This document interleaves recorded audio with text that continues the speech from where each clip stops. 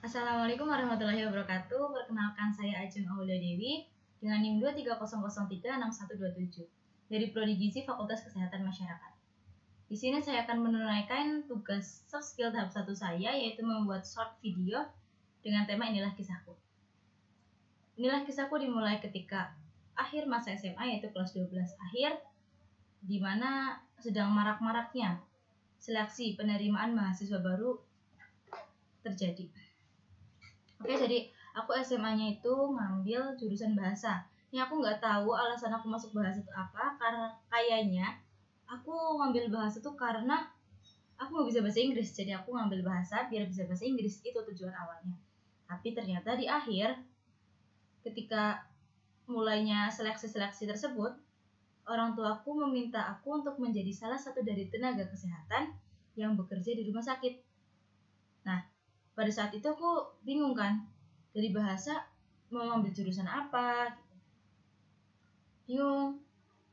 Rata-rata nggak bisa kan, keperawatan harus jadi MIPA, sedangkan aku juga nggak cocok di situ, merasa nggak cocok di situ. Habis itu aku searching gitu ya, aku cari-cari, aku menemukan gizi.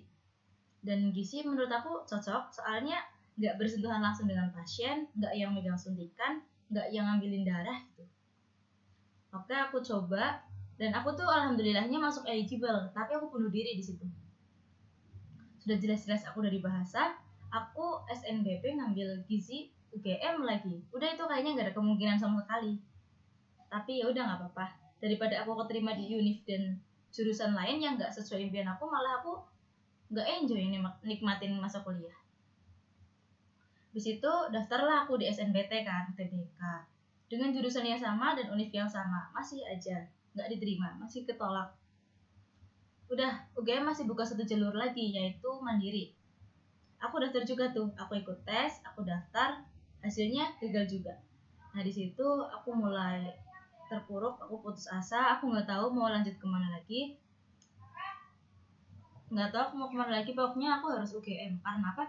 Karena UGM itu univ impian aku dari SD. Dari aku SD aku udah memimpikan UGM. Masa iya aku harus relain UGM gitu aja?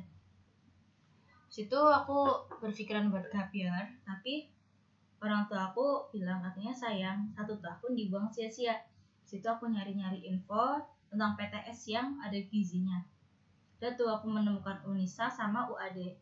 Yang menjadi pertimbangan tuh awalnya Unisa karena akreditasinya udah A, tapi biayanya lebih mahal, UKT-nya lebih mahal daripada di UAD. UAD masih C, aku berpikir di situ kayaknya UAD lebih terkenal nggak sih, lebih terkenal gitu, lebih bagus namanya. Unisa juga akreditasi masih UAD sudah A. Jadi aku memilih di UAD aja. Di situ juga ada teman aku walaupun beda prodi. Terus abis itu aku milih UAD kan. Nah, aku milih UAD ya karena emang mentok. Aku udah nggak punya mimpi-mimpi, udah nggak punya udah nggak excited gitu. Bahkan aku udah daftar dengan nilai UTBK, keterima, udah. Aku nggak mau nyari tahu apapun itu.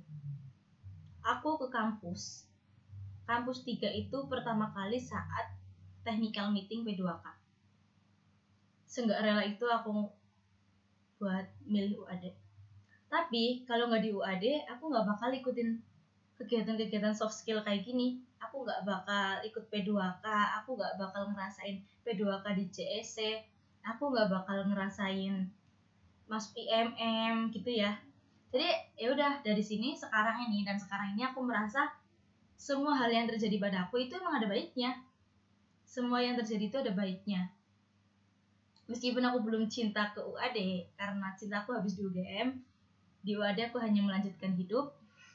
Tapi aku bersyukur bisa kuliah, aku bersyukur ketemu teman-teman, aku bersyukur punya banyak kenalan kan di UAD, pokoknya banyak lah.